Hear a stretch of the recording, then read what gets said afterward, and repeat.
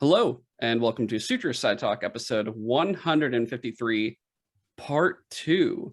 I'm your host, Kamran Shushtar, and with me is... James Sillig. We are recording this on a Tuesday. It's June 14th, because it is the end, I guess you could say, of the crazy E3 news week without the E3. We pretty much talked all about that in the beginning of part 1.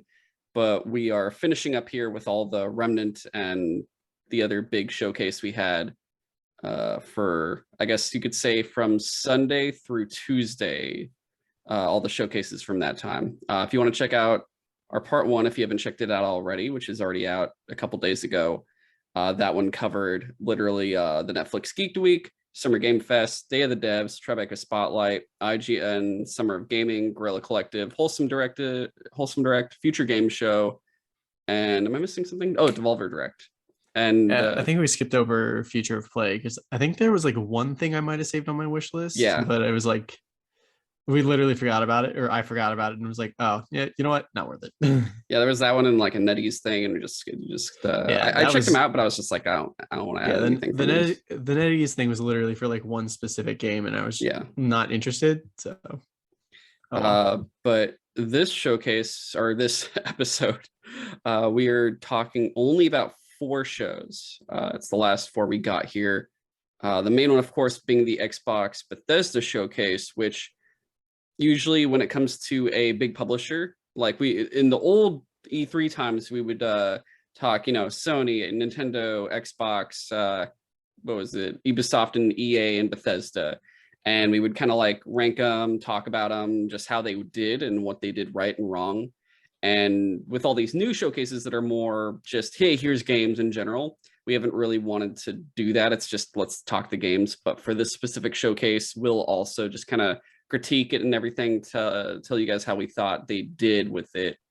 And then we'll save that one for last, though, just because it's got all that with it. We're going to start, of course, with instead the PC gaming show, followed by the Guerrilla. I forgot about that one. Yeah, that one, Guerrilla Collective 3.5, the Capcom Showcase, and then we will get into the Xbox Bethesda Showcase, which will also include the Xbox Bethesda Extended Showcase that happened earlier today.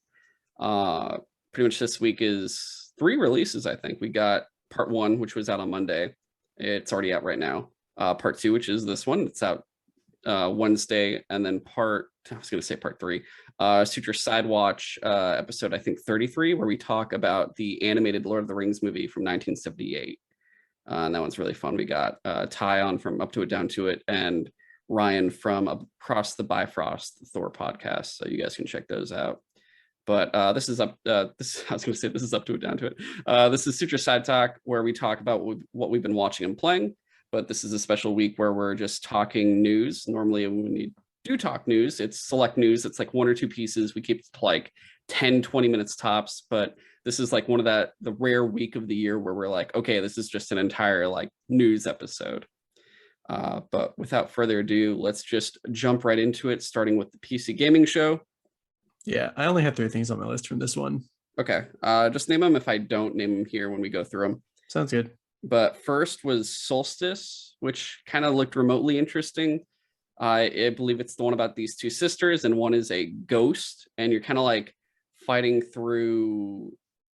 You're just fighting... I forget what you're fighting, like demons or something, but you're on the cusp of becoming one yourself, where you're kind of losing yourself, and your sister's trying to keep you, I think, human, more or less. It's weird. Like I remember the name of the game, but I just like I literally can't picture it in my mind. Yeah, there was that. Anything on that one? No. Okay, but it comes out September 20th. Check that one out if you want. But at least it was enough to throw on this list that seemed remotely interesting. Then there was Chivalry 2, the Tenosian Invasion. Now, this is just a new expansion for, or I guess like DLC for the Chivalry games. If you guys don't know what it is, it's like this crazy massive, just like, hey, it's all these medieval dudes fighting each other. You play as one and you fight all these other enemies. It's like, I think the closest thing to it is maybe For Honor, but For Honor is a lot more based on like specific sword combat and whatnot. Yeah, honestly, For Honor feels more like a fighting game than anything. Really interesting. I was not expecting that when it first came out. and it's a lot smaller numbered with people, but this came, the original Chivalry came out before that, and the second one, the Chivalry games are something I've always wanted to play, but I always put in the back because I'm always playing something else, and I'm like, oh, I'll get to it eventually, but I really, really want to play the second one now. I just threw it on my wish list and waiting for like a sale or something, but the expansion to it looked like it was really cool. There was like new civilizations, or I guess a new faction also, to throw in. Did they say that they were including horse combat? Was that not a thing before? Yes, there was horse combat in there. It showed like a dude. I don't think it was like a, what's it called? What's the joust? It wasn't like a jousting spear or anything else lance? like that. Yeah, it looked like he was using everything from like swords to whatever, but it looked really interesting. And I guess they kind of added some type of story aspect to it. I could be wrong, but either way, like the Chivalry games, just in terms of melee combat, always look like a fucking fun time, especially with the player count in it too. It just looks really chaotic and you're just getting lost on the battlefield. It's honestly something I've always wanted to try out though. Next was, I don't think we talked about this yet, Flintlock, The Siege of Dawn, which was also shown at the Xbox Bethesda showcase. So we'll talk about it now instead of then. What do you think about that one, man? Honestly, you're gonna have to refresh my memory on this one, because like I remember the name, I just can't remember what kind of game it was. So if I remember correctly, that's why I'm like trying to actually remember it a bit. Let me double check it again. But I believe it's similar to like Witchfire and Nightingale, I think, where it's like a combination of, hey, here's meleeing and guns and magic all at the same time. So you got like a Is little it a multiplayer game? No, it looks like it's single player. Oh. Yeah, you're using different weapons, like you have an axe. Oh, I remember this one. Character that helps you. The fox is magic. That's what it was. The fox is magic. I'm confusing it with another game. The fox is magic. You're kind of going through this world that looks actually really cool. Like this, it does looks look like an open really world cool game. I totally forgot about this one. And just, I guess, say it now. It'll be on Game Pass day one because we're talking about it now instead of the Xbox. Yeah, there's like almost, unless I'm wrong, like pretty much everything that was shown on the Xbox show was a Game Pass thing. Yeah, but axes, musket type guns, I think, because they're like talking about gunpowder and magic, so it's like a combination of that stuff. But you're some female character with a magic little fox, and it looks like, honestly, the world looks really cool. I think like that, Nightingale, and Witchfire were like these three games that looked similar but all felt really interesting, where I'm like, oh, I kind of want to play all these games. Yeah, I think that's why I'm having trouble like remembering some of them, because there were like a bunch of similar games announced this year. Oh, definitely. Or just shown off. There was Alters, which was... That was on my list. That was the clone game. That looks super interesting. I mean, first off, that trailer was like so trippy. It was like the dude wakes up and he walks into another room and he sees like a dead version of himself. And he's like, what the fuck's going on? And there's like a bunch of different versions of him. Jesus, I am so tired. I'm having trouble talking. Yeah, we're recording this late. Yeah, it's like 9:26. And I gotta still, I'm gonna edit it. I'm editing this right after that too. So nice. Yeah. And that's not done. I got more to do after that too. But yeah, so this game looks like it's, I don't know what you call it. It's like, I mean, they didn't really show gameplay, did they? It was just this interesting cinematic, and it shows them in this moving giant wheelbase. Yeah. And it's one of those things where the concept looks interesting. At least the narrative looks interesting. I want to know where it goes, but the gameplay will be a make or break for me once they really show more of it. Yeah, this is probably not the best example, but it reminds me just of the way the like weird rolling base was laid out. It looked like Fallout Shelter, where there's like a bunch of different like compartments, and I guess it would make sense that you can just like upgrade your like base by adding more compartments and stuff. It's just like the hook is that all of your characters are like clones of each other, but each one is a distinct personality or trait of that, or I guess original base or something. Yeah, like they emphasize something specific. Yeah, so like it looks super interesting. I'll probably pick this up when it comes to PC. Yeah, I like the man bun one. He just looked really just like, yo, I'm eating, man. So yeah, it looks interesting, but like I said, gameplay will be make or break for me. That'll determine everything. And then we had System Shock, the remake that's actually headed up by Warren Spector. I for sure will probably get that just as a fan of BioShock, which BioShock is based off of it's I just like the heavily, it's like a spiritual successor to the System Shock series. Yeah, like the trailer super got me with just like I guess the computer system of the space station starting off like going like, you know, welcome like it was like it started off kind of pleasant and then it just started glitching out and turning Deteriorating, yeah. into like I am like a god, I am perfect, you're ants compared to me, and I'm just I'm like, gonna kill you. oh Yeah. that's interesting. And it's cool that so they made the first one, then the second one was made by I think a different team than the first one, and I think that was Ken Levine's team, and then they went and made BioShock and like all of that after. But now there's a BioShock being made by I believe Cloud Chamber up in like the Marin area. Kevin Levine is making a fucking mystery game for 20 years, Yeah. and with like his 8 people because they laid off all the irrational. And then Oh yeah. yep, Warren Spector's working on this, and then there's also a System Shock 3 in development. So I'm really looking forward to the remake, though. I think that's going to come out before System Shock 3. I think they said System Shock 1 remake is nearing completion. Like it'll be out very soon, but it's like almost there. I don't think they'll have any delays for it or anything. But it does make me think like, holy shit, we should also after that could someone work on a System Shock 2 remake, because that would also be really cool. Because I think that one honestly is probably more famous. I think when people talk about the System Shock games, they talk about too. But yeah, it looked really fucking good. It looks, I won't lie, like I know, you want to do more original stuff, but honestly, a lot of these remakes recently have been really fucking awesome. They've been pulling off for all these different games, from the like Shadow of the Colossus, fucking I think the one that makes the Resident least Evil. sense is still just like the Last of Us remake or part Makes 2, the least part 1. sense, but it looks fucking amazing. It does look amazing, but at the same They time, showed, like, did you see what Naughty Dog tweeted? They tweeted the side by side of Tess oh no, I missed that. from 9 years ago versus Tess today. It was like Last of Us 1 test and Last of Us now, and I'm like, oh my, it's so ridiculous how different it looks. Ridiculous. But next up was Scorn, which, do we want to save that for the Xbox Bethesda talk, or do we want to talk about that here? I feel like talk about it here because we saw more of Scorn here than at Xbox. We did that like whole gameplay, and is your character barefoot just walking around that nasty Yeah, shit? he seemed to be like a naked dude. Yeah. Maybe with forearms. I don't know. HR Geiger, nasty shit. Like, it's one of those things that like I'm so intrigued by this game because the art style is like so grotesque and like weird that it's like a train wreck. I can't stop looking at it. Yeah. And I'm gonna have to look it up. It's coming out October 21st, and of course it's on Game Pass, same day of release. And dude, it just looks so fucking, I don't know. It just Gross, looks but creepy. cool. Gross but cool. And it's also kind of I would crack up. I'm sorry, but I would crack the shit up if it got delayed again. Yeah. Like right before October. Yeah. Everyone's like, it's finally here. We've seen it every single fucking year for like a decade or some shit, and it's finally coming. Yeah, like it's coming out right before October. Why do I keep saying that? Like right before Halloween, which is perfect for a horror game. So hopefully they can hit that, and I can actually have a new spooky game to play for Halloween.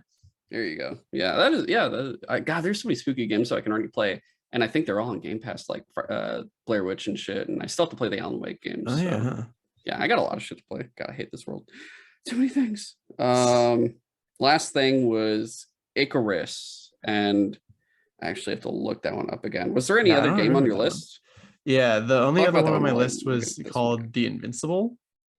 I think just The Invincible. Yeah, and it's kind of one of those narrative games like Firewatch, where it's like mostly wandering around and like checking out the environment and getting like talking to someone over a radio or whatever, but it's like set on an alien planet. It seems like your character crash lands there, and I don't know, just like it looked so intriguing and it looked beautiful. Like, so I definitely want to see more, and just like, because I don't know, space mysteries get me or do it for me. Okay. And I was looking it up again. So Icarus is a game where you're on a planet. I think you can explore other planets, or you can go to different environments. I'm not sure if it's different planets or one planet. But there's like familiar animals from like gators to Komodo dragons, bears, but it shows, I guess, kind of like a building a base and trying to Oh, survive. is this the one where you're trying to like basically It's a survival. protect? Yeah, you're basically protecting life on Earth, but because like Earth is dying, so you basically are just trying to set up a colony somewhere else.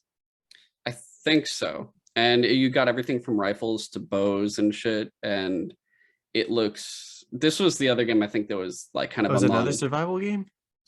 it might be. There were a lot of games that were really similar this year in terms of Yeah. just like, hey, here's a gun, but also you're exploring something and trying to survive. And you're like, wow. And I'm not trying to put them down or anything, because honestly, these games were probably the more interesting games I saw this during this week. Were all these games. I think I wishlisted like all of them. I think Icarus you can actually buy now. It's out now currently. Oh, cool. But yeah, it looks really cool. They legit look like gators and Komodo dragons and bears and stuff. Like they look really fucking good in the environments. And I think you do everything from like scavenge and get like random ingredients, or like like harvesting branches and whatever the fuck, roots or whatever. I could be completely wrong in terms of what you're harvesting, but it looked like that. And yeah, you just build and survive and explore, I think, and there's combat and all that shit. So looked really interesting for sure. And I think that was everything done in the PC game show, right?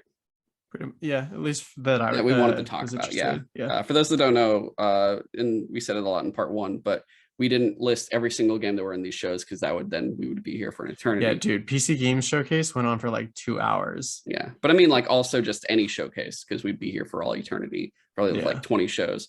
But instead, we're just doing what we really found interesting and would potentially purchase ourselves. Potentially, because obviously not all of these will I actually purchase. Next up was the Guerrilla Collective 3.5, and I personally did not have anything from that one either. But James, I believe you said you had two things. Yeah, terrible time to take a drink of water. Yeah, there's just a couple things on my list from that entire show, which, I mean, I appreciate what they're doing. Is like their show is literally highlighting just a shit ton of indies, and that's really cool that there's a show just for indie like developers to like showcase their stuff at. But they show off so many games like every year that eventually just it's too many. You can't play all of them, but like the two, at least from the 3.5 showcase, for whatever reason, I don't know why they did a second one. The first one was a game called Evil, like not, it's like a playoff of words, I guess, of like evil and like a town, like a ville. So it's evil.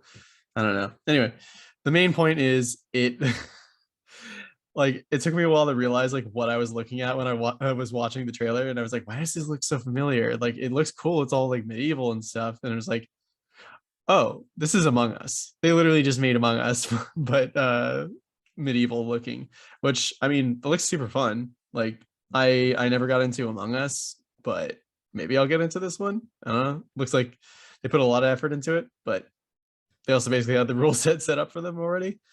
And the other thing is a game that's already out called Please Touch the Artwork, and it is a kind of funny like art puzzle game. And I just appreciated that the developer Like talking about it. it's kind of funny, or it is from it's based off No, of the kind of it's funny guys. no, sorry, Okay, because it is a kind of funny like game. I Not only say that because the first Guerrilla Collective was like originally like co-created by Kind of Funny. Yeah, that's fair. But yeah, it's an art puzzle game. I just really liked the developer working on it. Basically was like, yeah, I just want people to appreciate modern art more and like get a better understanding of it. So the whole point of it is just to like, one, fun puzzles, and two, just like kind of teach you a bit about modern art. And I just thought it was really cool, and it's only $10. All right. And then we had the Capcom Showcase, which I think only like 4 or 5 different games were really talked about. And Yeah. I only have 2 on my list here. Yo, I'm super psyched for Monster Hunter. It looks amazing. Yeah, there was Monster Hunter Sunbreak, which I know you wanted to talk about. It's the DLC to Rise, which I am currently playing that on PC and enjoying the shit out of it. Anything else on it? I mean, if it's anything close to how good Iceborne was of an expansion for Monster Hunter World, then Sunbreak is going to be like a huge expansion for Rise, and it's basically going to be an entire other game. Okay. So they showed off some of the monsters. They look super look cool. I mean, I have never not had fun playing a Monster Hunter game, so I am excited. All right. And then there was Exo Primal, which was the one I was really paying attention to, because that one is kind of funny, where it's everyone wants Dino Crisis back, and I believe that's a Capcom it's game. Dino Crisis, but not. And everyone's like, look, dinosaur. Capcom's like, we heard you all want Dino Crisis, so here's Exo Primal. It is not Dino Crisis, but we have dinosaurs. And everyone's like, the fuck, just give us goddamn Dino Crisis. Like, I know a lot of people personally that were angry at this game for existing because it means it's not Dino Crisis, and we're still not getting a Dino Crisis. That's legitimately why they don't like it. I guess that's they don't like the idea fair, of, but not really. I mean, I guess, you know, they don't like the idea that they're just not listening and not giving people a new Dino Crisis. That's fair. Yeah, but this game does look really cool. It reminds me of Earth Defense Force. It reminds me of Horde mode for Gears. It reminds me of like all that kind of stuff. The sheer amount of like raptors and shit they were throwing at the I guess the people playing the demo was insane.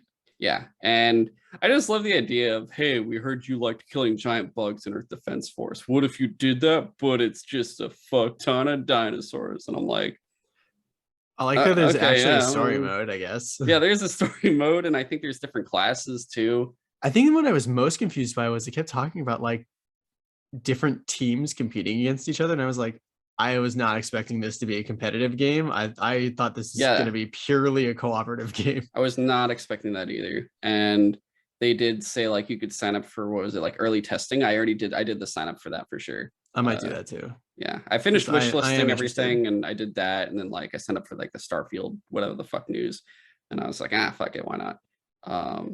But yeah, it looked really cool. Then there was just, you know, we talked already about Resident Evil 8 and 4 during the state of play, and there wasn't really more to talk about here about that. They showed stuff, but it wasn't like, let's talk more about it. Instead, we're just going to talk about how they are doing the remakes, or I guess not remakes, but the upgrades to the next gen for Resident Evil 7, 2, and 3. And I was not expecting them to, unless I misunderstood, it sounded like they've remade 2 and 3 remake in the RE engine, which they've been using for like Resident Evil 7 and 8. I mean, I think they've already done. I mean, that's what the remakes are. Is it done in that engine? Oh, were they already in that engine? Yeah. Oh, they were saying they were just upgrading to the next gen, so you get free upgrades. That's less impressive because we already knew that was happening. PS4, PS5, yeah. Only thing I learned is because Resident Evil 7 Biohazard is on the PlayStation Plus collection. If you're a PS5 user, you know those free games that you get right off the bat. Apparently you do not get the free upgrade with that one. You have to actually buy it to get the free upgrade. So I guess that makes sense. Yeah, and I'm thinking like, since 7 came out before the 2 and 3 remake, should I play 7 first, or should I play 2 and 3? I don't think you have to. 2 and 3, like, it literally feels like a completely. Should I start with 7 then and just do that? Because I already have it. Oh, well, if you already have 7, yeah, just play 7. Because it's on the PlayStation Plus collection. I figured I would play 7 on the PlayStation Plus collection, and I'll just get Resident Evil 2 and 3 when they're on sale on and same with 8, but like on PS4, and then I'll get the free upgrades for 2 and 3 to PS5. That's why I was thinking of, so I could either play 2 and 3 first, or I'm only playing these games. I realized I might play the other ones later, but I'm like, fuck it, fuck the story. I'm just I'll YouTube story for everything, and then be like, okay, I kind of get it. Fuck it, why not? Yeah, that's kind of what I'm looking at. But I figured I'd play 7 first, since that'll be the only one on like PS4 set graphics and everything. But yeah, I think that's everything for Capcom. And yeah, we've already gotten our 3 out of 4 I think showcases. they talked about like Street Fighter for a second. Yeah, it was less than what we saw at Summer Game Fest. Yeah. It's also like another collection of fighting games coming out, but it didn't interest me. Yeah, so we did it, yeah, 24 minutes in. But let's get into the Xbox Bethesda showcase, which is bigger than all three of those combined. And some games we'll talk about longer than others. And after that, we'll be followed by we're just talking about the games. And then afterwards, we'll talk about our critique of the showcase. And then maybe our top games of the week that we've seen. My only complaint is they should call it the Game Pass Showcase from now on. I said that I don't fucking know. Trademark that. I said that. Game Pass Showcase. Oh god. Someone asked me like, what would they say that? And I'm like, I don't know. Well, maybe it's because the fucking after every title there was giant bold letters and like taking up the entire screen that says on Game Pass, and it's never that big for Xbox, nor is it really mentioned for Xbox. It's just like in the side like Xbox, PC, and Steam. And then so I'm like, yeah. I think by the end of this, you'll understand that like for me, I was less excited for Xbox as a brand than I was for Game Pass as a service. By the end of it. It's really like, it's a service showcase. Because I'm like, oh well, I guess there's no reason still to specifically have an Xbox, but Game Pass is amazing. So many games. That's pretty much what I've gotten from it. That's honestly why I really do think this is the one thing that could change the name compared to like they're like, what about PlayStation and Nintendo? I'm like, PlayStation and Nintendo don't go on Game Pass every fucking game, so I don't think it works like that. So that's why they're not each one is competing completely differently now. They're not really in the same like races anymore at all. Like you don't really compare them at this point. One is like a fucking service. One is a little handheld that can't keep up with the other two because in terms of power, and the other is just like buy the fucking massive game that's $70 and you're like, okay, God of War. So okay. Let's get into it. First off, we saw gameplay and a lot from Redfall, which is being developed by Arcane Austin, I believe, which to put in perspective, I believe there's two French Arcane studios, which are the main ones, and those are the ones that made Deathloop. This studio, though, has been making Redfall, just to differentiate those. And Redfall, I think they changed compared to what it originally looked like. And in this one, it looks a lot more like a full-on first-person shooter, and you're on the island with the vampires, and there's co-op. I don't think there's versus, but no, I don't think so. They have 4 different characters, each with like distinct abilities. One's like a psychic, one is a cryptozoologist, which I think I'm going to play as that person already. I'm like, I want to be a cryptozoologist. One is I think a sniper that can go invis, and then the other is someone that I already forgot. I think a heavy, maybe she's like the heavy gunner or something. I could be wrong. But these characters look interesting. The game looks more interesting than what was originally announced. When it was announced, I was just kind of like, all right, you do you. That's fine. Weird. Okay, because for me, like I thought that first trailer looked super cool. And this demo, for whatever reason, it was like, oh, this looks boring as shit to me. I think what was funny was when they show the person in like the in the house and they're shooting at the vampires. That was what really was like. That's what that did kind of deter me a bit, because I'm like, all right, either there doesn't feel like an oomph in the guns, but also I'm watching and I'm like, why are they missing like every single fucking shot? Yeah, for me it was like the vampire didn't seem to be moving much and just kind of like, yeah, it's like yeah, so like I gotta hope that by the time it comes out, it's like a bit more exciting to kill these vampires, but like, and maybe it was just like a bad show, I don't know, but this demo did not excite me. Yeah, but like the idea of like the different characters having different abilities, like maybe it's way more fun to play than it looks. And if I hear when it comes out that it's actually just like fun and it's literally coming to Game Pass anyway, I'll give it a shot. So that it brings up that small little point. Is this is one of those games that is like, would you buy this outright? And I'm like, currently not. And it's like, well, it's on Game Pass, I might as well play it. And it's like one of those fears of certain exclusives of being like day one Game Pass first party, and you're like, it's like Crackdown 3 when people played Crackdown 3. They're like, well, it's already on Game Pass, I'll play it, even though it's I still haven't played that game. I'm not playing that game. I don't give a shit. I have like on Game Pass. Almost no interest. Yeah. So it does bring to light that, and I'm thinking about it so far, and like all the exclusives that have been out on Game Pass, I have not wanted to buy one of them, and that is including the Gears and Halo games. Mm-hmm. And I'm waiting for that game. That's how I know it's a really good game, and it would be considered for Game of the Year for me, is if it is a game where it's like, I have this on Game Pass, but I want to buy it, which I will do for Bethesda's games, Bethesda Game Studio games and Age of Empires games, because I want the mods. And also I do want to support Age of Empires. That one actually, those are the games I'm like, okay, I'll go buy those on Steam easily. But yeah, I just, we'll see how we get. It's actually going to be, we'll see how it is on Game Pass when we play it, and how long we'll play it when it is on Game Pass. That makes sense, right? Yeah. Yeah. Next was Hollow Knight Silk Song, and that looked really cool. Yeah, I did not expect to see this on the Xbox stage, and yeah, I'm super excited.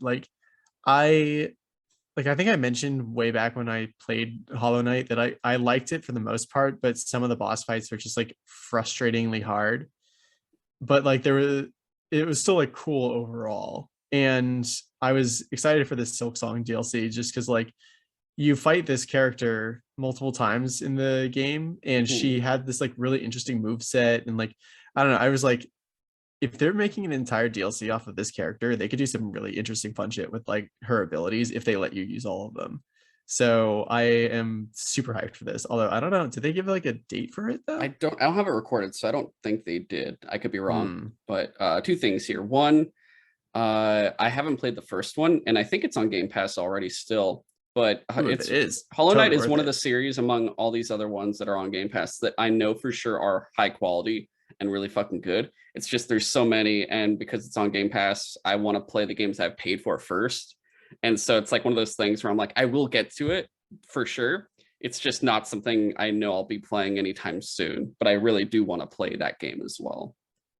The other thing being, I realize I'm going to basically be saying, yeah, it's also on Game Pass day one for so many things here. So let me just say this.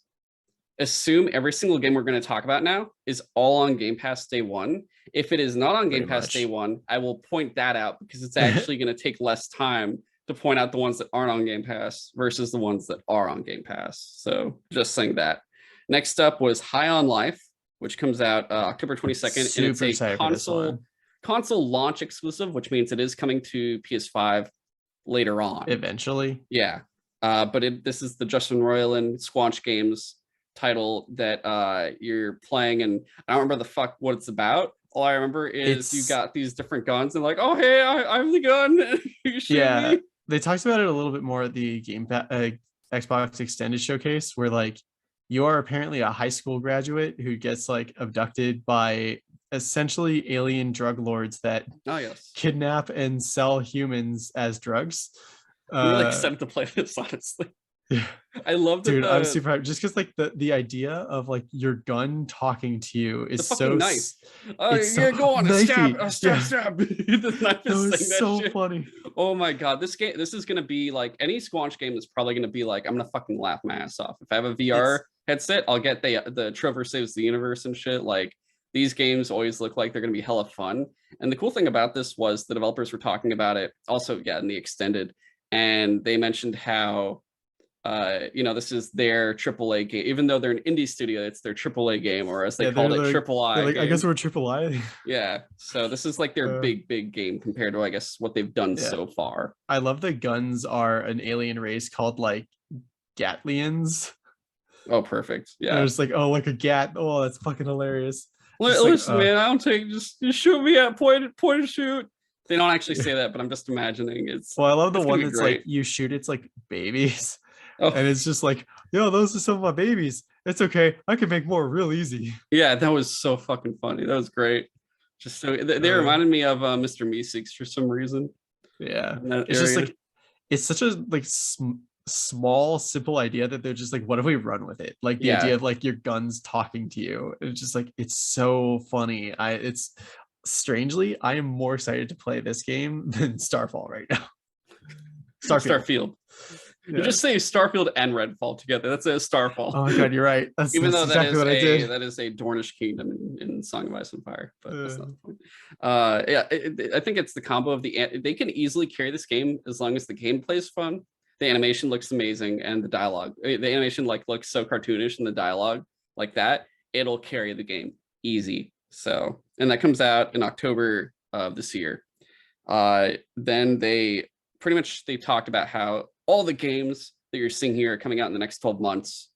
And I guess technically there was a game but also technically not a game because it was more of an announcement than a game. The That wasn't this Kojima year. thing. It was like we'll get to that. So Yeah. it was already kind of like a contradiction in and of itself, but okay.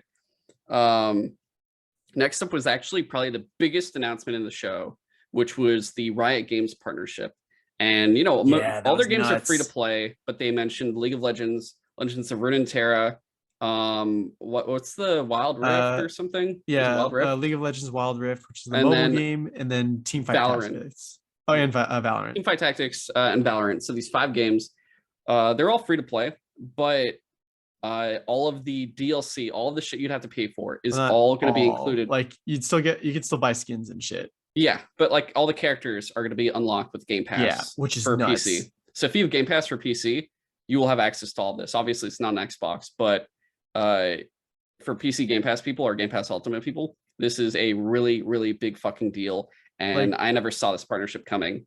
No, not at all. Like, yeah, I mean there were some hints from certain sources, but I didn't know it'd be this. I was just like, oh shit. Like for context, for League of Legends alone, just by the amount of characters there are right now. Yeah. Like if you were to buy every single one of them, it would be like hundreds of dollars. Yeah.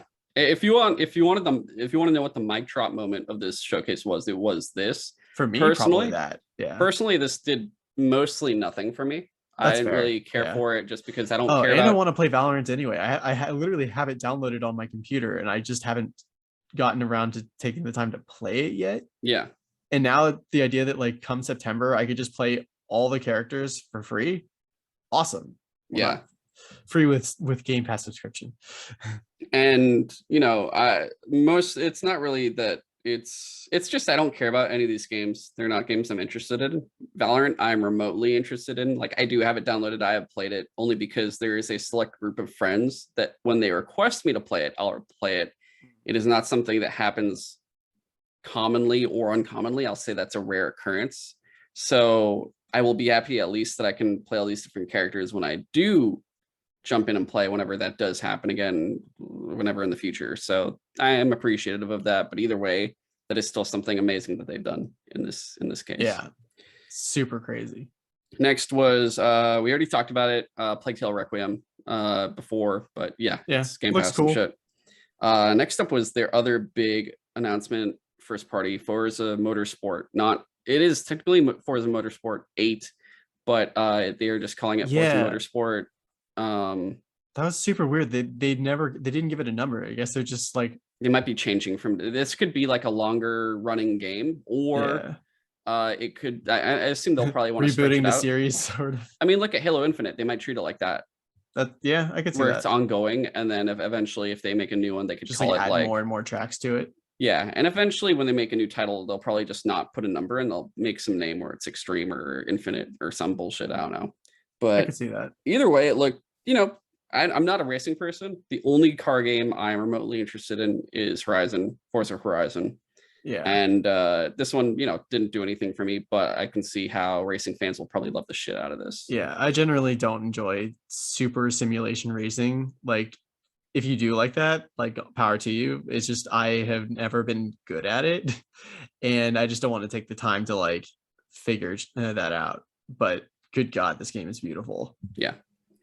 Next up was the Flight Simulator 40th anniversary announcement, which is coming in November 2022, this year, November of this year. And, you know, not much to talk about for it, but it's kind of cool. Some like famous historical planes coming to it. Yeah, they even talked like Spirit of St. Louis. They got to scan that at the Smithsonian. Yeah. The big thing though, which was the only fucking Halo news the entire showcase. I laughed so hard at the end of the show because I literally, when they showed this, I was like, oh man, that's cool. It'd be funny if that was the only Halo news though, and it literally was. Yeah, you could fly a Pelican in Flight Simulator. There's your Xbox news for the year. Have fucking fun with that. That is super cool. I'll give it that. Fucking hilarious though. I mean, like, it's not even like the Pelican in the game is cool, but when you put it into perspective with everything else, like everyone's making fun of it, going, "Hey, what's the new Halo news? You could fly Pelican around." Oh no way. Okay. Yeah. It's like, we want to know more about Halo Infinite, like season 3, and like more so the story and like when everything else is arriving. Oh, you're right. We were expecting to. It's still not complete. Yeah, we were expecting to see like Halo DLC for this show, for like the story. Yeah, I remember when because the way I left off, I was like, okay, great. Oh, does that mean we're not going to see like story DLC for a whole year? Oh no. I mean, I feel like every single time it's anything with Halo Infinite, it's always oh no. So Yeah, it's just it's like nothing out of the ordinary. It's kind of actually it's on par with everything so far with this franchise since like 5 anyway. So whatever. feels like they're like barely hanging on by a thread trying to keep that Yeah. game going. God, fucking, I've lost all interest in the mold. I don't even when my friends are on it, I don't even care. I just don't care. Like I I downloaded it don't to feel my like playing it. computer to like play a match every once in a while. And again, I just haven't because I keep playing Star Wars. It's like the The multiplayer is Monster fun, but Hunter. it's just like I just don't. Halo has just been diving and just interest when I hear the name. I'm like, Eh. just the show did not do it any fucking favors either. So, No, it all right, didn't. next up, Overwatch 2 early access October 4th. There's like a new hero, and the game is going to be Yeah, the free to Junker play. Queen. So this isn't a Game Pass game. This is just free to play. Yeah, I don't know if I like that. I Like didn't really care for the first one. Like I played it, I enjoyed the gameplay, but I don't think there's so many other multiplayer games I would rather play than this. So that's fair, but like for me, I was so into Overwatch for so long, and literally the only reason why I haven't played it for like years at this point is because of like Blizzard just continuing to be a shit company. I'm just like, I'm not gonna give you my time or money anymore. so I mean, obviously, if it's free to play, you can imagine that they're gonna cosmetic the shit out of Oh this. yeah, and they And already do, but like I can only imagine, especially with how Diablo Immortal is right now. Like, and that just came out. I do not like the idea of free to play Overwatch. it's one of those things where you're gonna hope that once the acquisition is complete and Xbox can just run in there and be like, "The fuck y'all doing?" And then Yeah, pretty much be like, "Hey, you get all these skins on Game Pass." It'll just be like, "Oh, cool, all right." I'm sure they'll do something similar. Well, at least like if you're a Game Pass person, maybe you'll get like monthly. It's like the monthly Twitch yeah. Prime benefits, like something like that. I would assume. Otherwise, next up was Ara. That Oh, the history game. yeah, I was kind of Yeah, I was already like humankind got my attention. So when I looked at this, I was like, yeah. yeah. It's the same for me. I was like, oh, is this a humankind thing? It's like, oh no, it's basically the same thing but different. Yeah. I All mean, right. that's that genre, Yeah, that's fair. It's like if someone doesn't play shooters and goes, aren't they all just shooting shit, right? So, Yeah, but yeah, it's just I didn't really care too much about it. Then there was a bunch of updates. Elder Scrolls Online High Isle, which comes out June 23rd. That looks cool. It's another MMO I'd want to get to eventually, but haven't. Then there yeah. was Fallout 76 with the Pit update, which is September 22nd. Again, same thing. I'm like, I want to get in these games. Not right Yeah. now. Maybe one day. I don't fucking know. Then we had the Forza Horizon 5 Hot Wheels expansion that's coming Dude, I'm so excited for this. This looks so fun. July 19th. They did one for Forza Horizon 4, so it makes sense they do it for each title, honestly, because who wouldn't want more Hot Wheel tracks? Yeah. So this is really cool. Like I said before, Forza Horizon is a game I've really wanted to get to, but there's so many other games I want to play instead, just because racing's not on the top of my list. But I do eventually want to play this one. This is the one racing game I do want to play, and I do want to drive around Mexico. So when I do get the chance, I will check it out. I think I'll play it before 6 comes out. I'm gonna do my best. So but yeah, it looks really cool. I like the Hot Wheels tracks. Even said like even if you haven't really played the game and you're coming in, there'll be like a single mission or something you got to do to unlock the Hot Wheels stuff. Yeah. So pretty cool there. Then there was a small little trailer for the console launch exclusive Arc 2, which comes out in 2023. And Yeah. I forgot why I'm so excited for that game, and it's because we get Cave Vin Diesel. Vin Diesel. Vin Diesel, and it's about your dinosaur family and your cave family, and you're building your dinosaur cave family and your base because it is about prehistoric family. It is about family and how fast your dinosaurs go.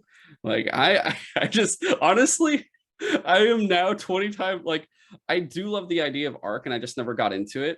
And I'm Same. glad I'm Yeah. waiting for this because I'm like, I don't want to invest time in this one, the old one. I'll wait for this one, and I get base building shit. I get dinosaurs. I get Vin Diesel. I get family. Like it's everything I could want in a game, and I'm excited to when it finally comes out. That is easily a Game Pass game I'm looking forward to by far. And Oh, even yeah. though it's console launch exclusive, I'll probably get it on. I'll do the Game Pass version. I'm not going to get that on PS5 for sure. And then yeah, we had Scorn. We already talked about it, but that comes October 21st, allegedly. Maybe. We'll Yeah. see. Place your bets, everybody. Then yeah, we already talked about Flintlock, which comes early 2023. And then we got Minecraft Legends from Mojang. And Yeah. that comes in 2023. And that is like an action RPG, if I looked correctly at it, right? Is it? I think so. I'm I pretty think sure it is. I think that's what they said. Minecraft Dungeon is basically Diablo Minecraft. It's a dungeon crawler. Basically. And this one is, instead you might unite to fight pig people. And I don't really care about it personally. I tried to play Dungeons for like a second, and I was like, why are we playing this, guys? Why the fuck are we playing this? But yeah, it's like I all right. Sorry about that, guys. There was a memory issue, or I guess memory capacity issue. We were talking about Minecraft Legends, and I think we finished talking about it. Basically, I think I was just saying, like, I see why kids like that series, because it's, or at least regular Minecraft, because it's basically digital Legos. Yeah. But like, I don't know. I just don't see why they need to make like Minecraft Diablo, Minecraft action RPG. But if it works, it works, I guess. Yeah. Next up was Lightyear Frontier. I actually don't remember what that one was. Yeah, I do not remember this. I'm just thinking like, wait, they made a Buzz Lightyear game? No, it was definitely not. Yeah, I know. Yeah, it was not that, but it was. Let me double check it. What it was? Oh, it was like a weird little mech. It was that little mech game where you're like building a farm or something out in this land. It reminded me of that Love, Death, and Robots short of the farmers with the mechs fighting the aliens that were trying to get inside. Oh yeah. But it's a game I didn't really have any interest in it. You could tell if I couldn't even remember what it was about. So yeah. And just to give you guys a heads up though, like the Xbox Bethesda showcase, we put every single game in there, even the ones we weren't interested in. So that's why this is like in there. Otherwise, if we had cut down on this one too, this game probably would not have been in there, among others. But yeah, that comes spring 2023. Then next was Gunfire Reborn. Yeah, I don't remember this one either. I vaguely remember just thinking like, oh, that's a weird name. This is the one where it's little animal characters playing around. It was like little animals with guns. Huh. Okay. And it's like I think a roguelike game. I want to say, I could be wrong. Yeah, like there were a lot of indie games that just like randomly made their way onto this like showcase, which again, cool that like the games industry is actually actively trying to showcase like smaller developers and stuff like that. But a lot of these things just like didn't hit for me. And that's I think why this show overall was kind of underwhelming for me. I mean, I'm not gonna lie. Well, I guess I could say it now. I definitely started to doze off almost 2 or 3 times during this showcase, and I didn't do that honestly for any of the showcases. More maybe because I was more concentrated. But this one was like I slept a normal amount the night before, so I wasn't like I need to go back to bed. But I straight up was getting put to sleep by some of the games here. I'm not gonna fucking lie. I'm sorry. Then next up was The Last Case of Benedict Fox, which I actually had to look up because somehow I missed it. Yeah. And I think that's when I was dozing off. This one was kind of interesting. It seems like you're investigating the murder of your father with the help of a demon or something, which interesting. Yeah. And it's a console launch exclusive that comes spring 2023. I didn't really have anything on it personally. Yeah, looks kind of cool. If it's coming to Game Pass and I have the spare time and I have nothing else to do, I might play it. Gotcha. Yeah. Then next was As Dusk Falls. We've already talked about that. That comes July 19th, and it's another Game Pass game. Then we got Naraka Blade Point, which comes June 23rd. I keep hearing that's good, but I am not interested. It's from Team Ninja, I believe, the guys that did Ninja Gaiden and everything. Mm-hmm. They are making this, and it's like a wait, was it Naraka Blade Point, or was that Wolong Fallen Dynasty? Oh yeah. Yeah, Naraka Blade Point was a different game. That was the what was it, multi-combat? Wasn't it like you use guns and swords too for that? Yeah, Naraka is like, it's a battle royale, but more melee focused. So That's what it was. Yeah. I guess that makes it more interesting. Yeah, but I don't need another battle royale, so I was kind of like, okay. Then I was thinking of a completely different game. After that, we had Pentiment, which is coming November 2022, and that is actually from Obsidian and a small team I had assumed from Obsidian. Yeah, and yeah, I was like, whoa, another game. All right, it's got an interesting art style, I guess. Yeah, it's more narrative driven, so you're not looking at like the combat and action adventure crazy stuff, the stuff you're usually used to for an Obsidian game, whether it's like New Vegas or Pillars of Eternity or Outer Worlds or anything like that. This is a smaller team in the group, and yeah, it's like about an artist painting, and there's like time that goes by during it and everything else, and I'm intrigued by it.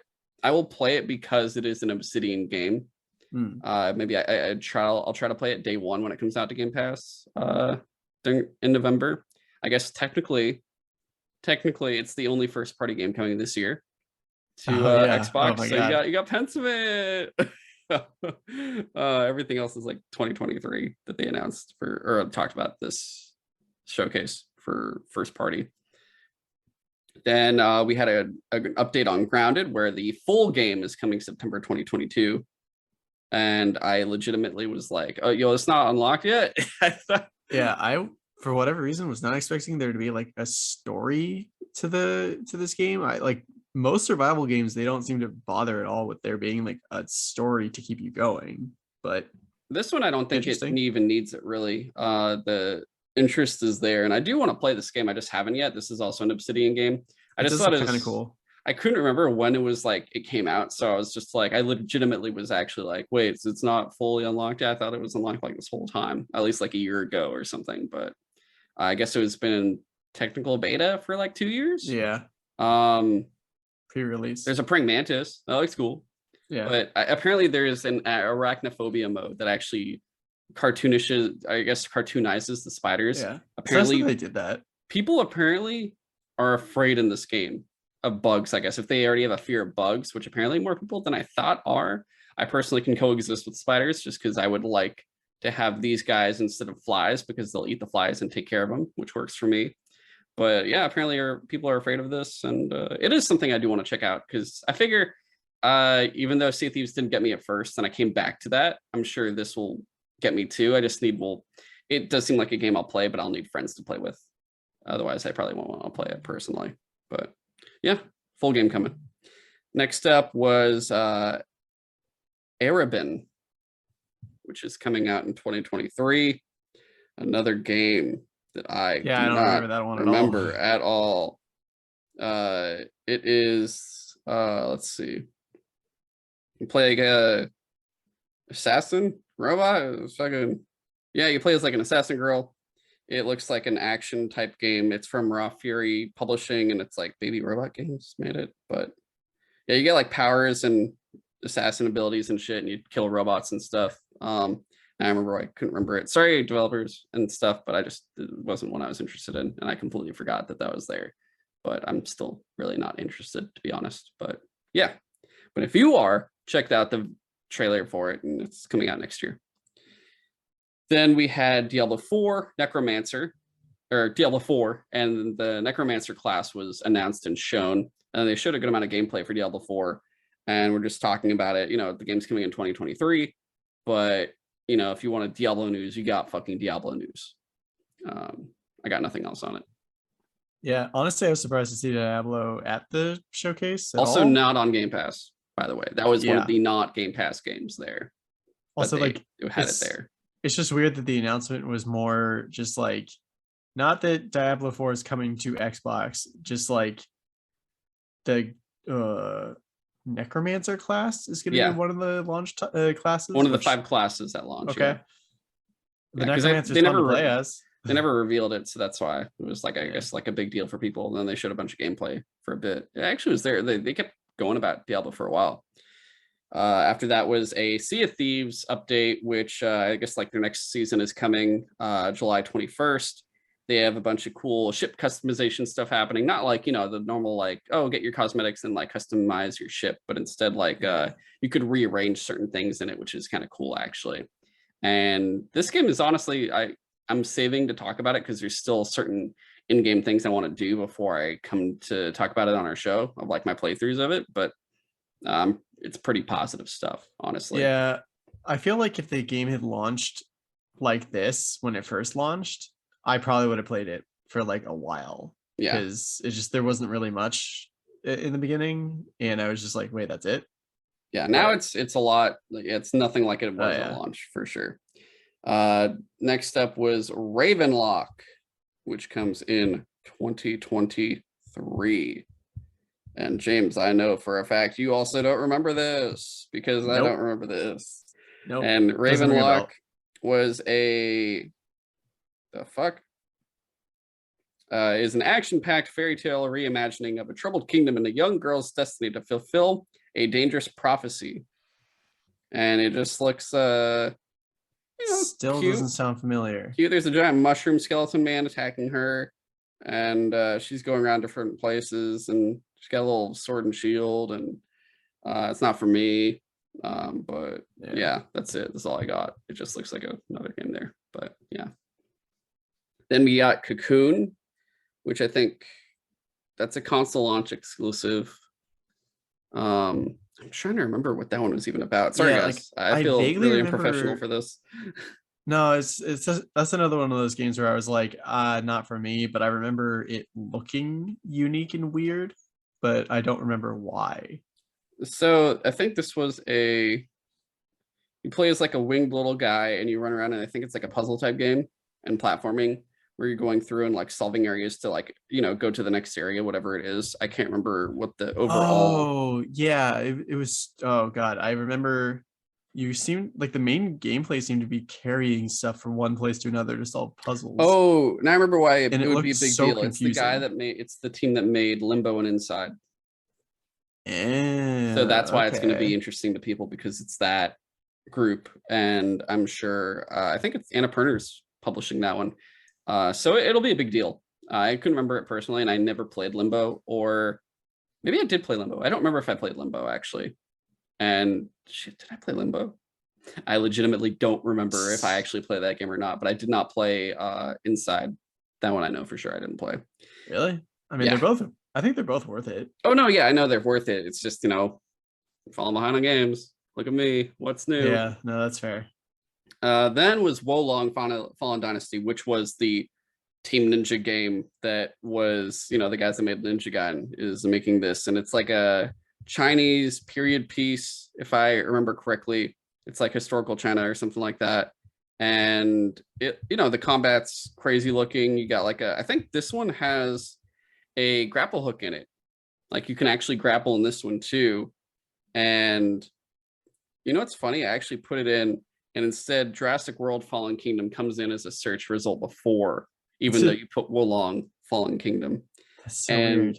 You know, if you're a fan of the Ninja Gaiden games and just like that type of combat like that and Devil May Cry, I'm sure this will be really awesome for you. I personally probably might check it out since it's going to be on Game Pass, and I like those types of period pieces, especially like, I mean, I'm a really big Dynasty Warriors fan, and I know it's not going to be like Dynasty Warriors, but it does look pretty fucking interesting. It's going to come in early 2023. So yeah, fan of Team Ninja, fan of Ninja Gaiden, fan of Devil May Cry. I'm sure you will like this for sure. And then next was the Persona announcement of Persona 3, 4, and 5, and I think 5 is coming first. Yeah, they're all coming to Game Pass. 5 is coming first.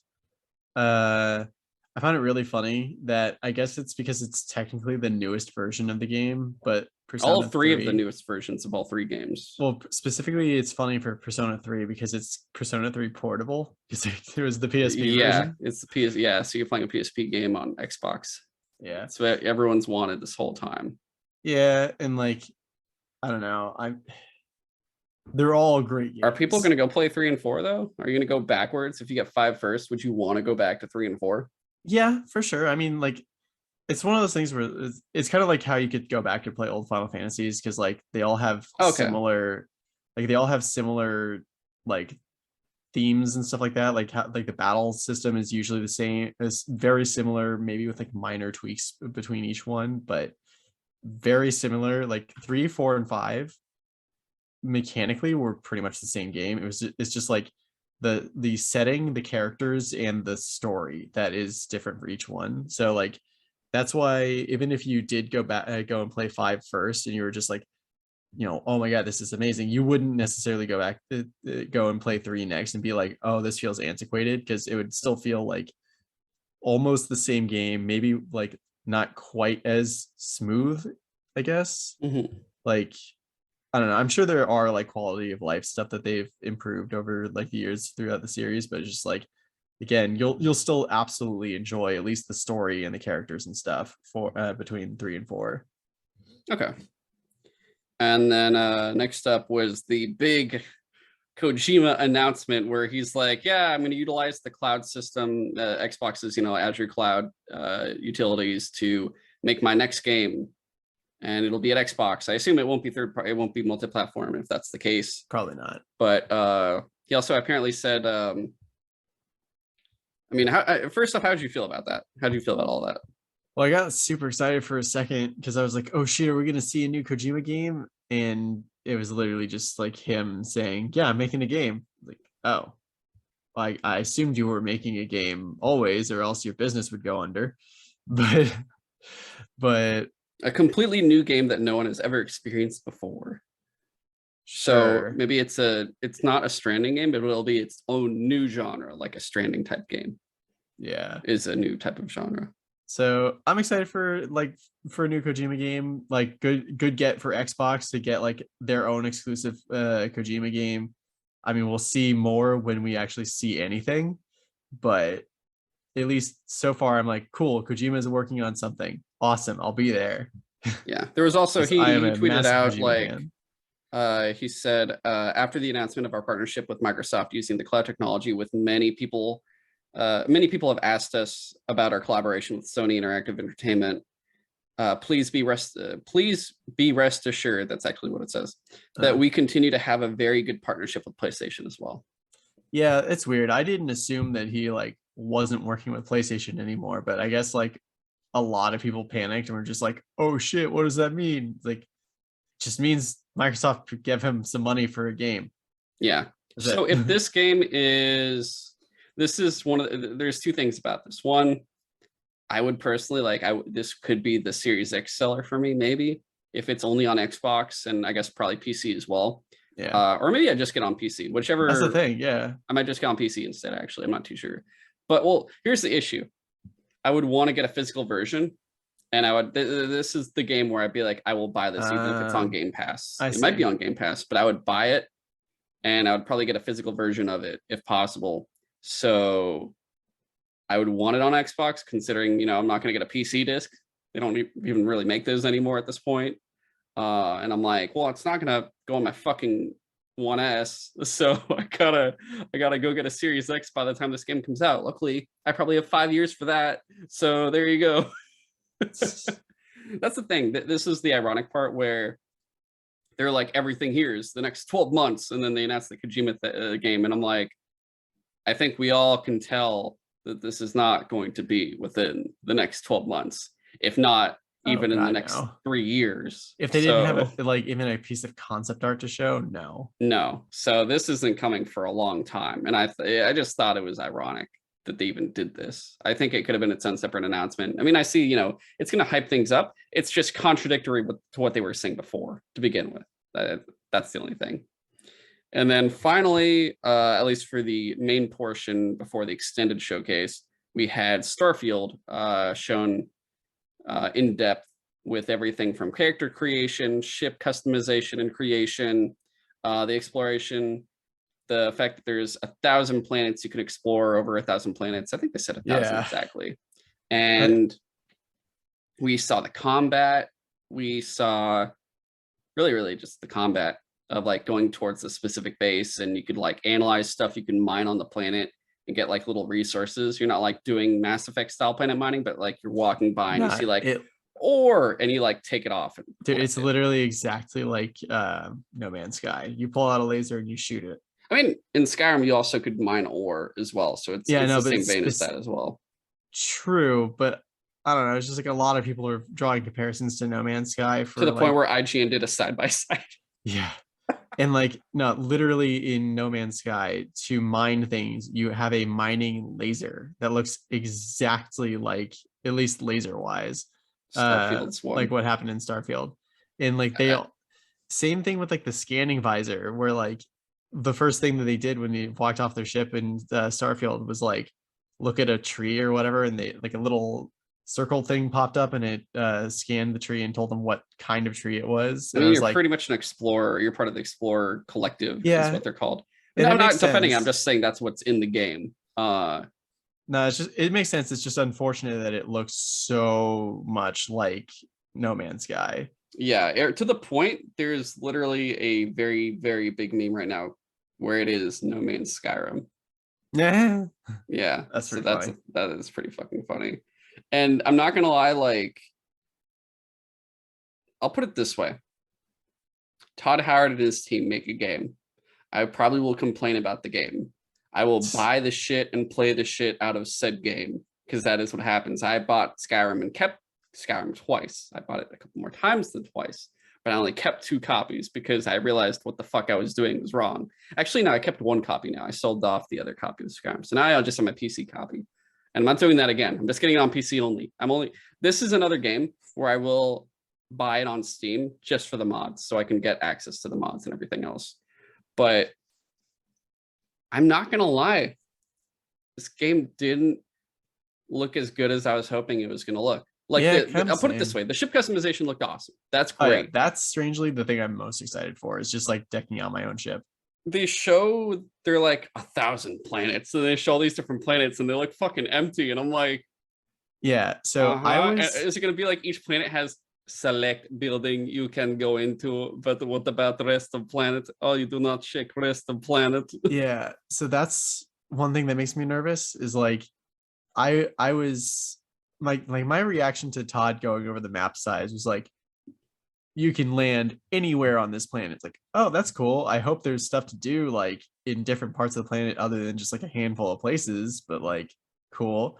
Then he's like, oh, you could also go to any other planet in this system. Like, oh, cool. So there's like a you know, like a half a dozen planets you can explore. Like that seems like a lot. And he's like, and you could do the same thing in over 100 star systems. And I was like, oh, that's way too much. You can't do that.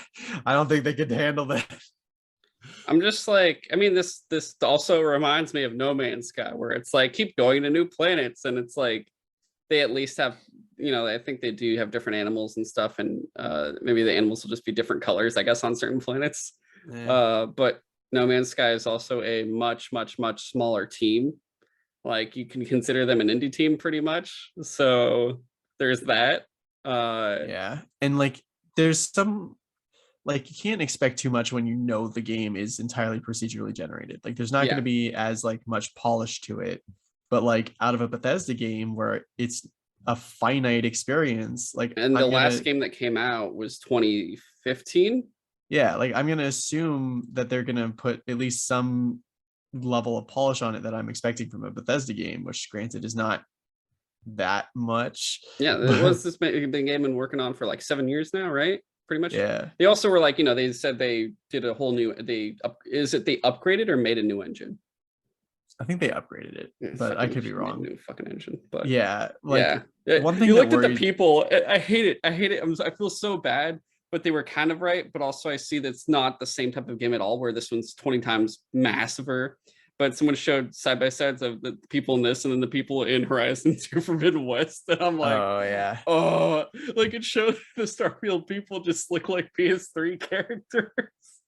and they're But definitely like a lot it's better such a than bigger Fallout game, 4. so But it's not the same. Like you can't compare them at the same time, not at yeah, all.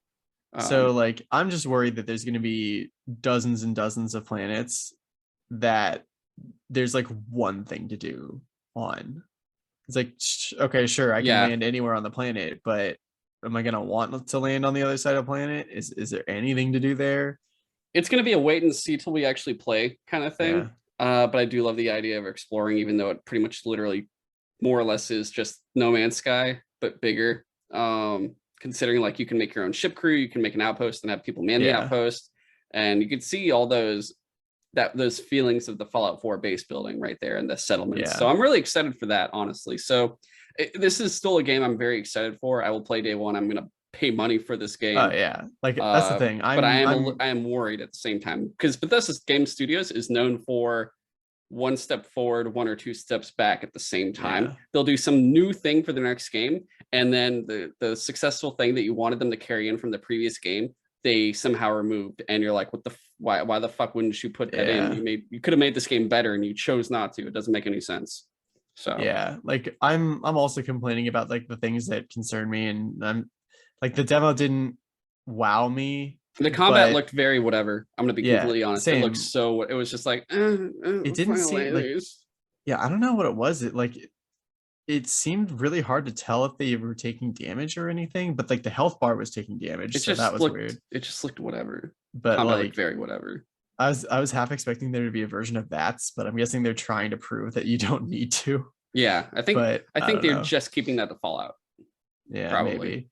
But like you said, like I also, as much as I'm worried about it now, I'm still gonna play it just to see what it's all about and stuff like that. Like the story that they mentioned, where it's like there seem to be these alien artifacts that like you're trying to find all of them and see what they're doing and like what, because they seem to go together. If you get all of them, they unlock a bobblehead. Oh my god, that'd be so funny. But yeah, like, so definitely not wowed, but still interested. Yeah, I was also like concerned because like when Todd was like, you get to fly this ship, I was like, oh cool, like can you get in your ship from the surface and fly up into space like you can in No Man's Sky 2? And then they cut between getting in the ship and being in space, like flying around, and I was if like, it shows a loading screen, like you would go through a cave in Skyrim to exit, and it's like tips and tricks. I'm gonna be like, dude, come on, guys. So I got worried that cut was there intentionally, not to save time, but just because there is no transition. You just like, you're either on the ground or in space. And I did see an article today that mentioned that Todd or someone at Bethesda clarified that like, yes, those are two completely separate things. You will not be able to like launch from surface, get to space. And I was just like, wait, so then what's the point of, what is the point going to be of flying your ship around? Just like getting from planet to planet. We have a new engine, and we have an upgraded engine. We can't fucking like as soon as you unlock one quick travel point on like a planet that you go to, because like the way Skyrim, like all their other games work, is when you visit a location, you can quick travel back to it whenever. Like, am I gonna want to get back into my ship and travel for like however long it takes to go from one planet to another once I have like one quick travel point on another planet? Who knows? I feel like we'll I wonder, does that mean there's no like cool animation of your ship firing up and going like, I hope there's at least like a cutscene to like do that transition, because if it is literally just like a load screen, that would frustrate me. We made sure to, we know you guys love the older generations of console, and we wanted to make sure those stayed there with us when we came through this. So here's load screens, because we're not in the next fucking gen, right? Yeah. God. It's there. Oh God, it's I say it all the time. I give the games that come from this studio so many fucking passes compare when other games do the same thing but 20 times better, and they just know exactly what the hell. Like you look at Witcher 3 and Fallout 4, which came out the same year, and you're just like, how the fuck did that come out in the same year in terms of like creation and shit? And it's insane how that could occur. But you could even like look at Fallout 4 versus Fallout 3 and just be like, wait, how many years between these games? These games from this studio just luckily have so much charisma that you look past all the faults when they have so many fucking faults easily. So just saying. Next up is what we saw in the extended showcase, which we already talked about for the games we've already seen in both, but there were like 5 things that weren't there. I thought all the things we talked about were like things that were But they basically just like talked longer about a few of the games. Yeah. And then there were 5 things that weren't in the original showcase. Oh, okay. So these 5 were, first off was Valheim, which they announced was coming to PC Game Pass this fall. Oh, And then okay. Xbox, it's not on Xbox at all, but it's going to come to Xbox and Xbox Game Pass spring 2023. Then they showed, which I do want to play Valheim, which I had on my Steam wish list. So I pretty much deleted off my wish list and went, cool, it's coming to Game Pass for PC. Oh, So it works for me. Texas Chainsaw Massacre, also coming to Game Pass. Slime Rancher 2, coming fall 2022 to Game Pass. Fall Guys, which had a Halo 3 commercial. Dude, that was so funny. It took me like 30 seconds or so to realize, like, wait, this song sounds familiar. Yeah, it was the Halo 3 are they Believe doing that commercial. thing? The Believe trailer? Yeah, and if you guys ever check it out, you should watch it. It's a full like diorama. This is when Halo is at its, I'm not gonna fucking lie, this is when Halo was at its pinnacle, and you were hyped up by every single fucking trailer you saw, and it was like the dopest Bungie shit. knew how to make a fucking trailer. Bungie knew how to make a fucking trailer, dude. Oh my god, all the live action shit that came with it too. Bungie was at the top, man. They did so much good shit with that franchise. God damn. But they do that ad for Fall Guys, and I'm not gonna lie, I went a little longer than I wanted it to, but they had like Spartan DLC. So that was cool. And then finally, they ended the extended showcase with a dev diary from Stalker 2 developers in the Ukraine, and they gave us gameplay for Stalker 2, which I'm really excited for. And even though it's coming to Game Pass, I will buy that game on Steam or on PS5. I'm actually not sure which one I want to do yet. It was so jarring for me for them to go like, here's the reality of like what it's like living with constant war going on. Oh yeah. But here's the like a little bit of our game though. I was like, I don't think you needed to show the game. I mean, the game looked cool. I'm buying it anyway, and everyone like I've loved the Stalker is a really awesome franchise. So I was really excited for it anyway. I should add to my wish list or just like buy, I guess. Yeah. But you know, it was very, I guess you understood everything when they're showing, here's what life is like for us right now, and this is why we haven't been making our game, because Russia's invading our fucking country. Yeah. And look at our cities, like what we're doing. Some of us are like working in our bathrooms. Others I was about to bring up the guy who's like, this is my office now, and he's like next to a bathtub. Another guy is like, he's splitting his time between working on the game and also doing volunteer work for the country. And several other, developers are legitimately just in the Ukrainian army now fighting the Russians. So, wish them the best. I hope they survive and prevail. So, victory for Ukraine easily. Gotta say that. So I would definitely suggest, though, buy the game, even if it's coming to Game Pass, just buy the game, support them, because everyone there really deserves the money for everything that's happening. And they have to, it's not just, an average developer where, I need to make this for my, put bread on the table, whatever. I need to make this to put my fucking house back together and put my country back together. So give them the money, even if it is on Game Pass, just do it. But yeah, game looked awesome. And that was pretty much the whole showcase. I guess let's just jump into talking about the showcase itself. How did you feel overall about it? Like, what were your thoughts on the showcase? Just both together, or just into the showcase? No, not the extended. We're not counting the extended. Okay. Just Xbox Bethesda showcase from I think Saturday, for me, Sunday. I don't know if I'm being too harsh, but I would give Xbox a C for this one, just because like you're in the same camp. Okay, because like everything they showed, I was like a C minus. Yeah, everything they showed was fine. And it's, again, like last year, it's just like reason after reason to keep your Game Pass subscription like month to month, which like is doing a great job for like selling Game Pass. But there's like not really much point, or they're not selling me on why I need an Xbox specifically. So, oh my god, I think one of my cats is trying to get in my room. Just keep going. Yeah, keep going.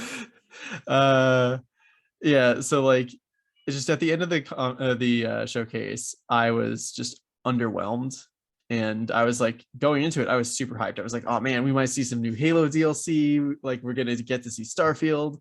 And then like we didn't see Halo. Starfield was like underwhelming. So like everything was fine, but nothing exciting, I guess. Yeah. Anything else? That's it. Okay. So I have more to say. For one, I said this, I legitimately was dozing off 2 or 3 times. Not too much, like it was pretty much like eyes were just closing slightly. At one point, though, I think my eyes closed for like a good few minutes because I literally didn't see a game and I had to like look it back up to be like, what was that? And then I saw it and I was like, ah, whatever. But I was awake for most other things and but not saying like this wasn't as good as everything else we saw, because I will say for a lot of the other showcases, I was also skimming through. So I was actively like using my mouse and clicking and like moving around. Like I wasn't just like watching like, because this is one of the few showcases where I won't touch anything. I'm just going to watch it, view it almost like it's a fucking movie practically. Like that's how big usually these showcases are. And I'm always, the Xbox showcases are usually one of the top showcases of the like summer. They're usually one of the best ones, the top ones. There's been a few where 1 or 2 where they were the best of that week easily. More so now, more often because Sony's not there anymore, not gonna fucking lie. But because usually PlayStation does hit it out of the park for some of them and some not, because they'll do some weird shit too at the same time. Talking about that one where they had the walkthrough of the fucking place. So weird. But here's the thing. I'm very, very mixed on this because I guess I'll start with the positives for it. The positives were we're doing everything in 12 months. Everything we're showing is coming out in the next year. Cool, so that is really big. They're showing all this stuff that you're not going to wonder about. It's all coming out in the next span of 12 months. And every single thing they showed pretty much besides Hideo Kojima had gameplay. We actually got gameplay, really nice, which is phenomenal. That's the one thing we always ask for.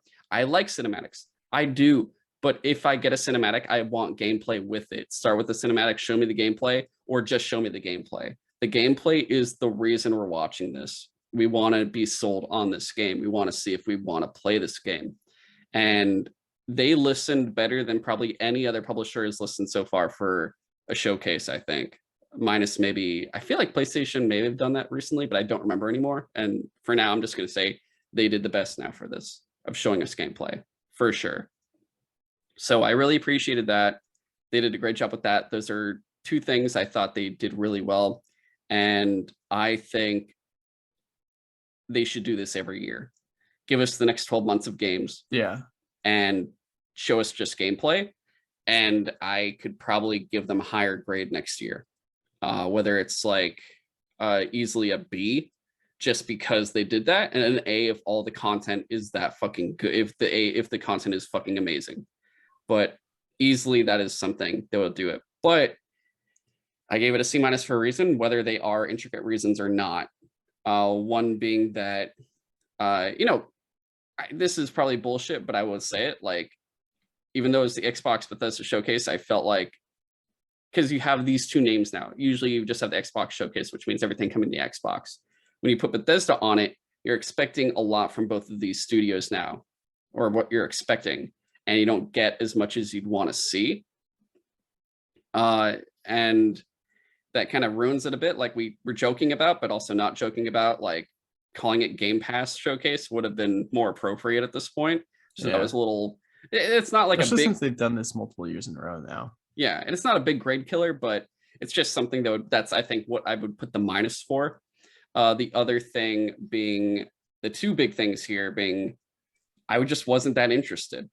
I wasn't that interested in what was going on too much. Like there was nothing that made me go, oh shit, besides Riot Games announcement and Kojima. Yeah. And with both of those, one didn't give me anything, didn't show me anything, and the other are a bunch of games I'm not interested in.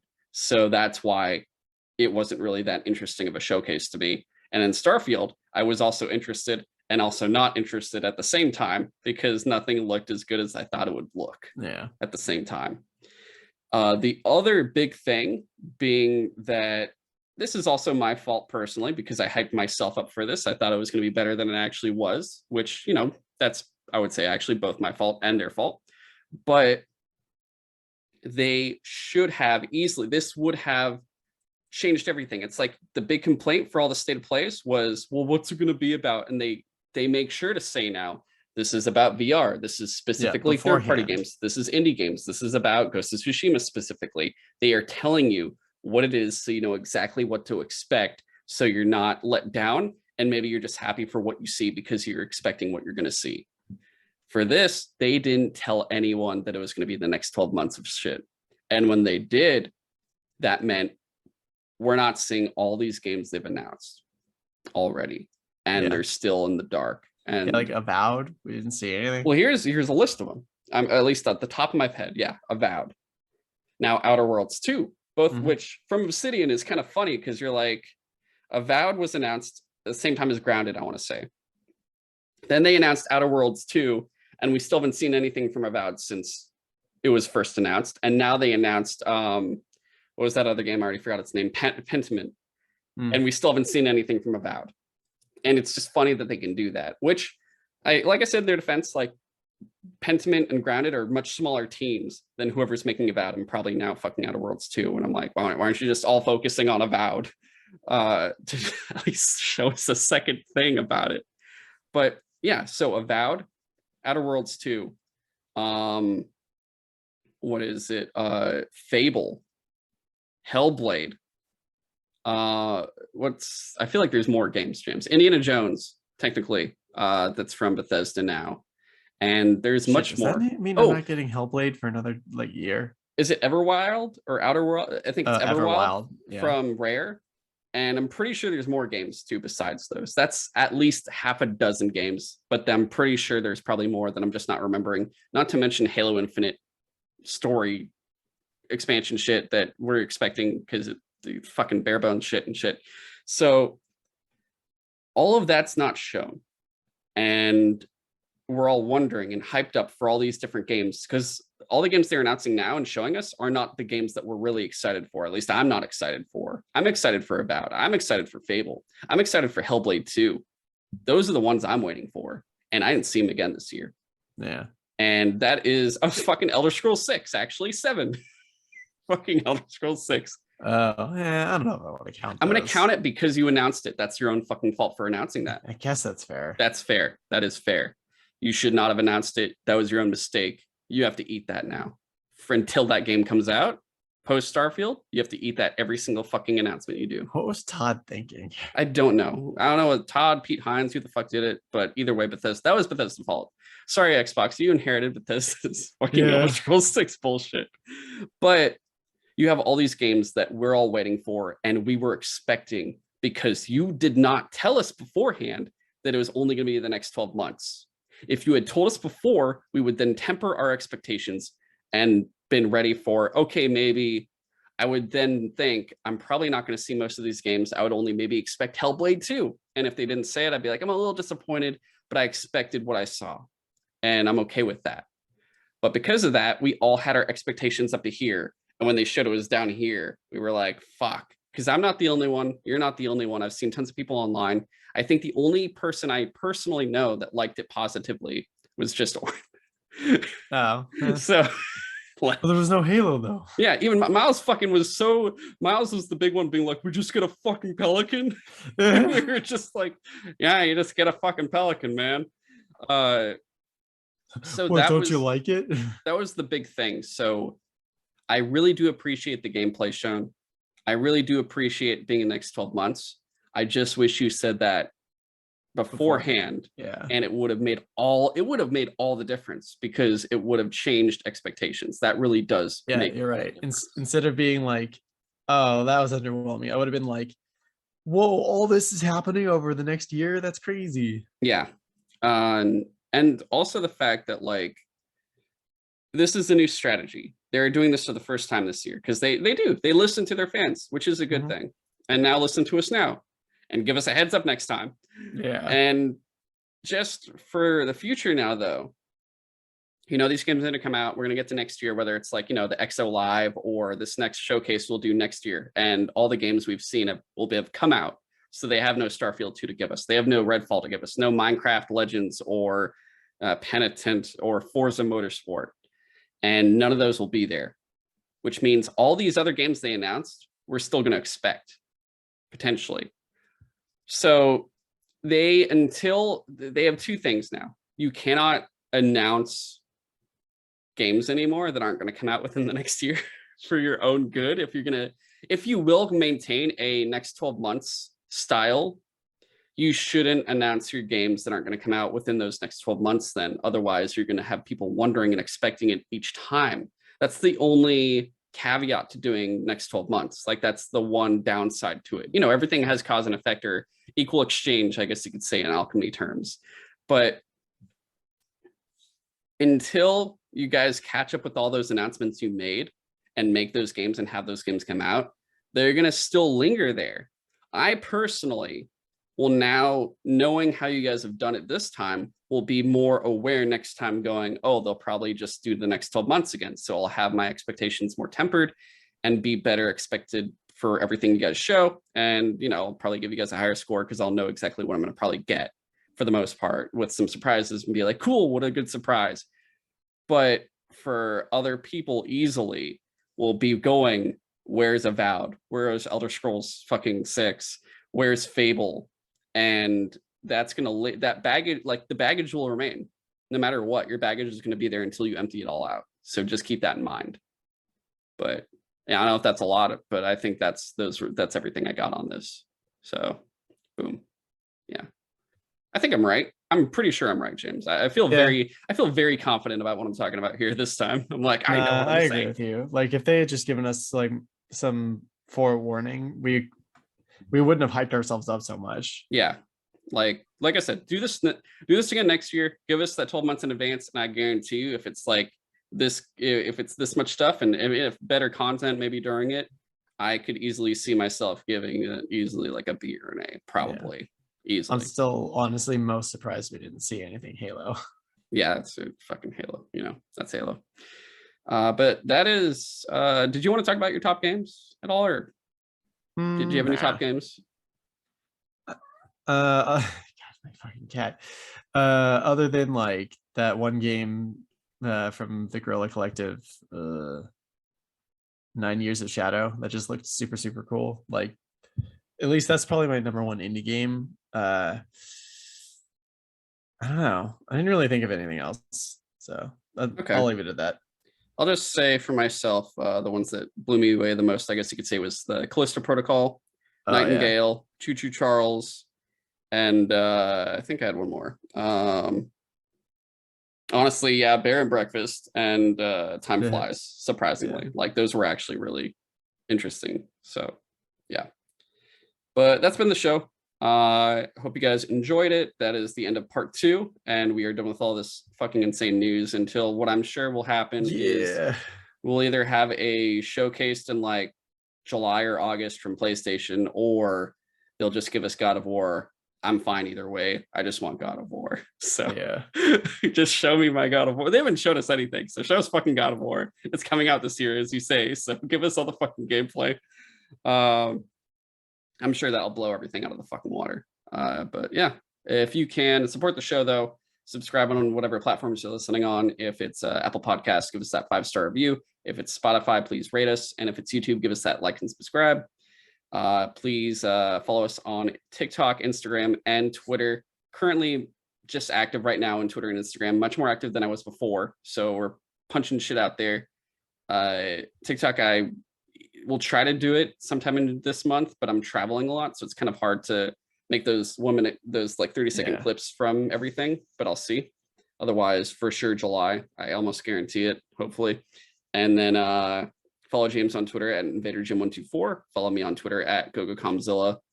And we will catch you guys next week with 154, which we already recorded. So long. Thanks for listening.